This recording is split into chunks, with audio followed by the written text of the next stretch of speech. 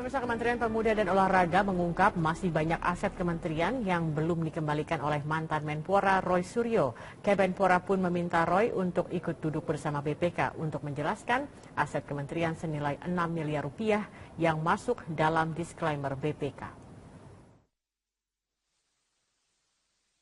Saling tuding antara mantan Menpora Roy Suryo dengan pihak Kemenpora terkait pertanggungjawaban aset Kemenpora kepada negara berlanjut. Kemenpora kembali mendapat rapor merah dalam laporan pemeriksaan BPK atas lembaga negara pada semester 1 tahun 2016. Untuk meluruskan persoalan ini, Kepala Komunikasi Publik Kemenpora Gatot Dewa Broto meminta Roy Suryo untuk ikut duduk bersama BPK menjelaskan keberadaan aset Kemenpora senilai 6 miliar lebih yang diduga masih di tangan Roy Suryo.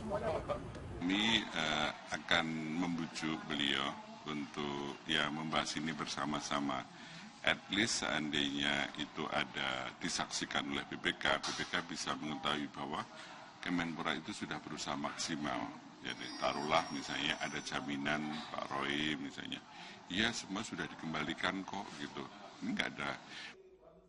Dituding mengemplang aset Kemenpora, Roy Suryo mengaku telah menyelesaikan persoalan ini dan menemui Kemenpora Imam Mahrawi.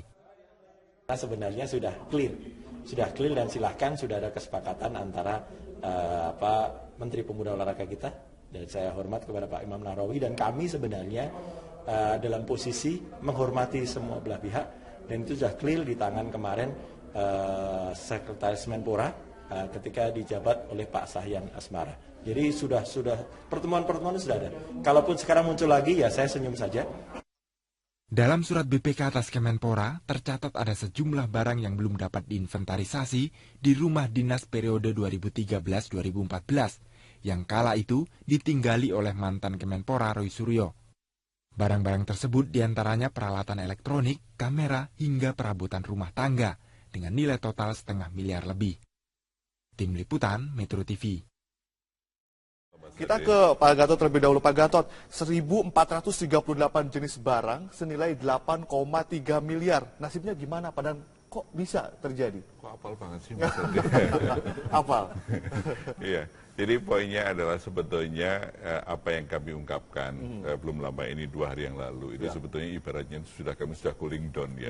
Tiba-tiba karena ada ada pemberitaan tentang progress report tentang masalah disclaimer, di mana BPK mengungkapkan ada 4 lembaga kementerian dan non-kementerian yang disclaimer dan sejauh mana ada progress reportnya. Dan salah satu poin yang cukup krusial adalah tentang masalah aset.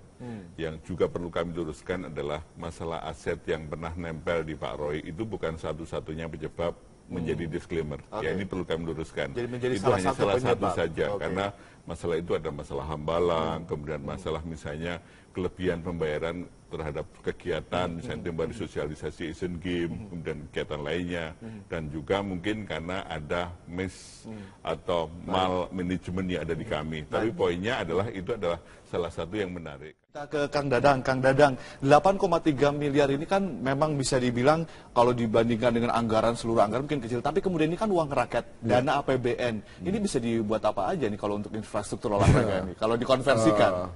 Ini kalau kita buat lapang sepak bola per desa 200 juta kan lumayan 40 lapang ya? bola. Baik. Tapi problemnya bukan kecil besar. Pertama, ini kan walaupun 10% dari kasus yang ada ya, sehingga muncul disclaimer yang dikenakan pada Kemenpora, kita melihat bahwa yang menjadi problem adalah menteri menjadi bagian problem itu sendiri. Ini yang kita sayangkan. Mantan menteri kan? begitu ya? Ya mantan menteri. Ya artinya kan ketika belum menjabat menteri itu terjadi.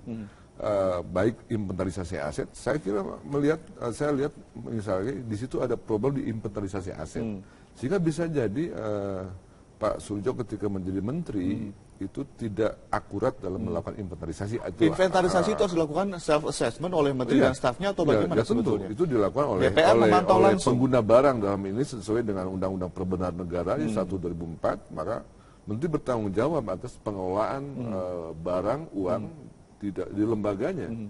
Itu diatur seperti itu. Makanya ketika menteri menjadi bagian dari masalah itu sendiri yang disayangkan. Kemudian juga ini persoalan etika. Ya. Jadi kita sangat menyayangkan kalau kemudian seorang pejabat negara ketika selesai kemudian membawa barang-barang dari kantornya ke rumah. Ini yang kemudian tidak boleh terjadi ke depan. Tapi kalau dari secara keseluruhan, Kang Dadang, tata kelola barang milik negara dan aset-aset di Kementerian Kemenpora ini kacau, bagus atau bagaimana? Ini diakui sendiri oleh Pak Menteri ya dalam kesempatan rapat kerja dengan Komisi 10 bahwa beliau mengatakan ada problem dalam tata kelola keuangan di Kemenpora. Sehingga waktu itu kami masih ingat bahwa Pak Menteri punya komitmen untuk memperbaharui baik spirit bekerja, profesionalitas, kemudian menarik orang-orang yang punya kemampuan dalam tata kelola keuangan. Problemnya itu problem warisan dari kementerian yang periode bisa sebelumnya. Jadi ini kan sebuah kontinuitas dan kemudian Pak Imam Nahrawi melakukan beberapa perubahan-perubahan yang signifikan.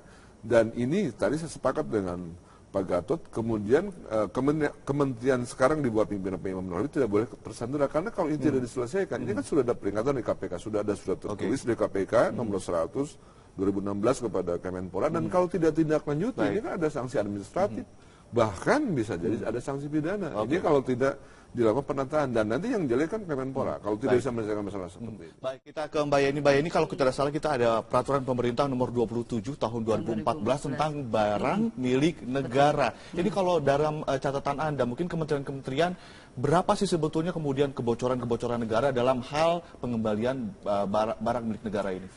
Kalau sejauh ini belum ada ya transparansi dan akuntabilitas di dalam pengelolaan aset atau barang milik negara. Kenapa?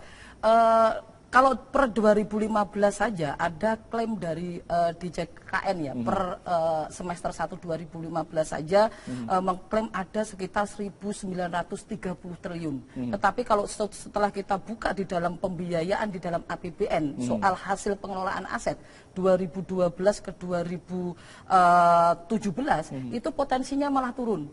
Asetnya kan banyak, 1.930 triliun, tetapi cenderung malah hasil pengelolaan aset tersebut malah turun. Nah, ini kita menganggap bahwa ada sebuah sistem yang salah di pemerintahan di dalam hal pengelolaan aset. Saya contohkan di Kementerian Pemuda dan Olahraga. Ini kenapa kemudian dalam 2 tahun tidak terselesaikan?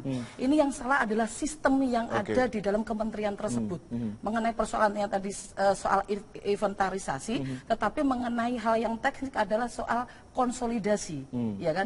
Ini kan seharusnya tidak terjadi. Konsolidasi maksudnya dengan yang sebelumnya ini? Soal aset pencatatan, pendataan itu tidak terjadi, ya kan? Kalaupun dilakukan dalam 1 tahun yang lalu terjadi seperti itu dan kemudian ada barang di bawah, seharusnya kena sanksi. Di dalam 27 tahun 2014 di pasal 99 ada sanksi, ada sanksi bahwa pejabat tersebut jika membawa pulang kemudian tidak mengembalikan, ada ganti ruginya. Kita ke Pak Gatot. Pak Gatot, di pasal 99 di peraturan pemerintah nomor 99 ini atau tahun 2014 ini juga ada diatur mengenai sanksi. Kalau memang di situ sudah ada sanksi pidana, sanksi kemudian dana begitu, kenapa tidak kemudian melalui jalur itu kemudian dipaksakan jika memang firm yang bersangkutan memang terbukti membawa barang? Ya, jadi semua itu kan di pemerintahan kan ada prosedural. Ya, tahap pertama itu identifikasi. Kemudian kalau terbukti yang bersangkutan barang diperingatkan untuk harus dikembalikan. Tapi sudah 2 tahun, Pak. Ya, fine. Pada saat mungkin seperti pengakuannya Pak Roy juga, kalau itu terjadi 2014, kenapa 2015 aman-aman saja? Kenapa karena waktu itu BPK masih memberikan toleransi. Itu harus dikembalikan. Memang ada kejadian kepada media pernah saya ungkapkan pada Desember 2014 itu Sesmenpora saat itu Pak Alfitra sudah kirim surat kepada Pak Roy agar untuk mengembalikan gitu. Nah, kemudian tindak lanjutnya belum ada. Yang pernah dilakukan dan itu sudah kami kunjungi kemarin itu adalah Pak Roy memang jujur pernah mengembalikan barang gede seruang itu semua itu, tetapi per akhir Oktober 2014. Setelah itu enggak. Nah, kemudian di Juni 2015 itu Pak Menteri tanda tangan surat yang harus diberikan kepada Pak Roy Suryo.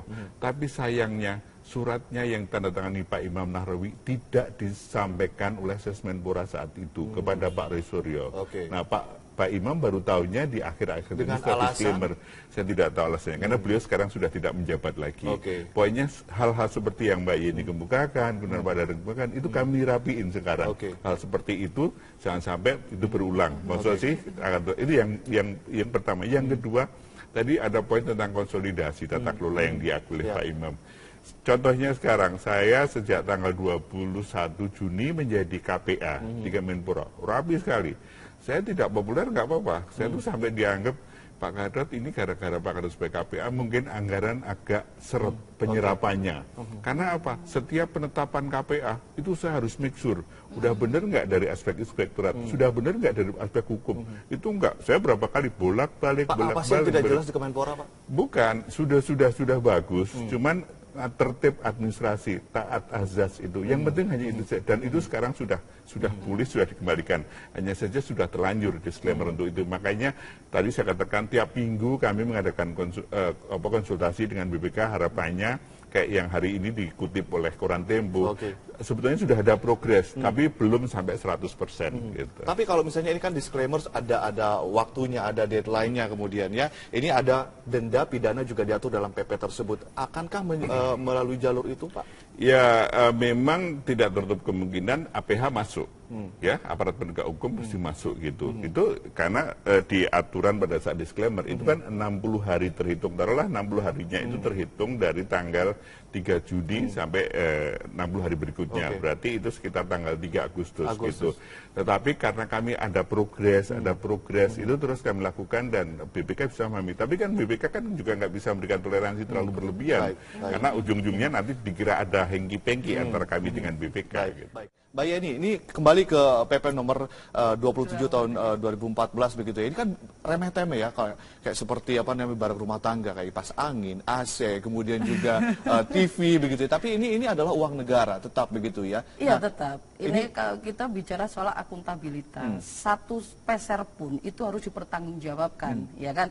Oke, kalau kemudian saya rasa saya merespon ya dari Pak Gatot ya, ini bukan kemudian sudah 2 tahun kemudian ini muncul ya kan, kemudian bukan membuka mediasi, bukan membuka ruang mediasi, kemudian hanya melakukan pemanggilan dan sebagainya. Saya rasa ini harus cukup tegas karena sudah 2 tahun, yang diperlukan adalah tindakan secara hukum. Jelas bahwa sudah jelas bahwa barang-barang yang kemudian dibawa pulang itu secara akuntabilitas maupun secara vertikal maupun horizontal itu harus dipertanggungjawabkan. Apalagi ini adalah mantan pejabat. Tindakan hukum apa nih Mbak Yeni lebih spesifik? Kalau jelas di dalam pasal 99 kan ganti rugi, tuntutan ganti rugi. Dan juga pidana ada di situ ya. Dan pidana itu yang kemudian harus dipertegas. Tidak lagi ada ruang mediasi, sudah 2 tahun. Ini yang menyebabkan bagian dari disclaimer. Sehingga diklaim bahwa tata kelola di Kementerian Pemuda dan Olahraga sangat buruk, kan begitu. 2 tahun ini tidak lagi kemudian diadakan konsolidasi seperti itu lagi.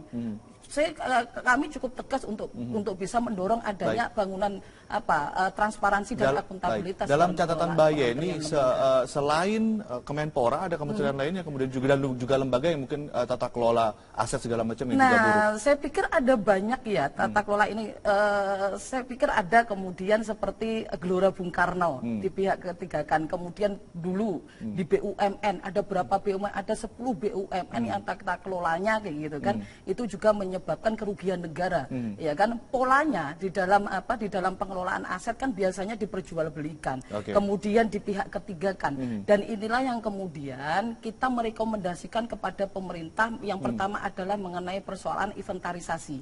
Ya kan, aset ke semua Oke, kalau kemudian kementerian di dalam hal ini adalah DJKN, Direktorat Jenderal Kekayaan Negara, mengeklaim ada 1.930 triliun. Tetapi mana saja 1.930 triliun itu yang memiliki aset yang dikelola secara BOT